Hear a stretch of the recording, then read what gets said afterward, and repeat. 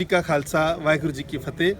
ਅੱਜ ਜੀ ਮੈਨੂੰ ਦੱਸਦੇ ਹੋਏ ਬਹੁਤ ਖੁਸ਼ੀ ਮਹਿਸੂਸ ਹੋ ਰਹੀ ਹੈ ਕਿ ਵੈਕਿਊ trust property board, Pakistan Sikh Gurdwara ਪ੍ਰਬੰਧਕ ਕਮੇਟੀ ਔਰ ਪਾਕਿਸਤਾਨ ਦੇ तमाम ਇਦਾਰੇ ਗੁਰਦੁਆਰਾ ਦਰਬਾਰ ਸਾਹਿਬ ਸ੍ਰੀ ਕਰਤਾਰਪੁਰ ਸਾਹਿਬ, ਜਿਸ ਦਾ ਪਿਛਲੇ ਸਾਲ 9 ਨਵੰਬਰ 2019 ਨੂੰ ਸਾਡੇ ਆਨਰੇਬਲ ਪ੍ਰਾਈਮ ਮਿਨਿਸਟਰ ਜਨਾਬ ਇਮਰਾਨ ਖਾਨ ਸਾਹਿਬ ਨੇ ਇਫਤਤਾਹ ਕੀਤਾ ਸੀ।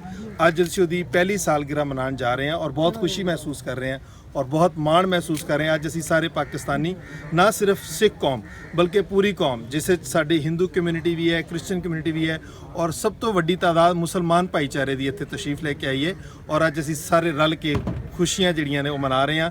क्या एक खूबसूरत समा होंदा, क्या एक खूबसूरत मौका होंदा कि अज साडे हमसाए मुल्क भारत तो भी साडे सिख ज़ायरीन, सिख श्रद्धालु, सिख संगत आई होंदी ते साडे नाल रल मिल के इस गुरुद्वारा साहब दे विच इस पहली सालगिरह नूं मनाया जा रहा होंदा।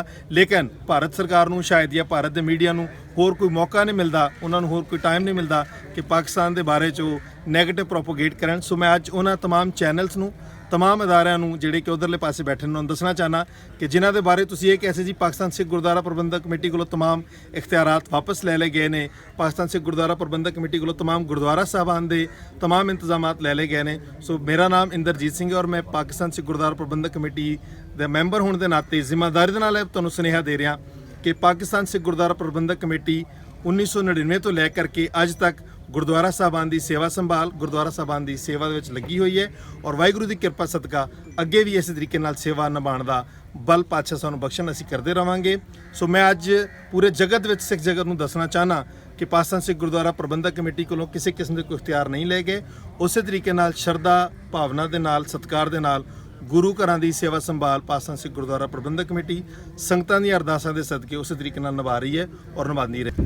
बिस्मिल्लाहिर्रहमानिर्रहीम। इस्लाम दीन अमन और मोहब्बत है, इसमें तमाम अक़लीतों के हकूक़ का तहफ़्फ़ुज़ किया जाता है। पाकिस्तान जो बैनुल मज़ाहिब अहम आहंगी के हवाले से एक मिसाली किरदार अदा कर रहा है।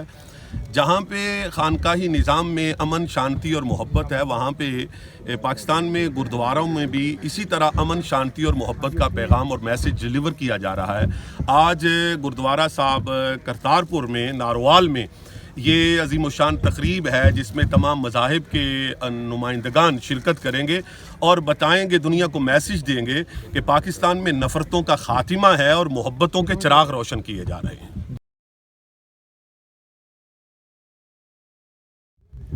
यहाँ पे सिर्फ केक कटिंग सेरेमनी होगी। केक कटिंग की जो केक की तकसीम है वो लंगर में की जाएगी।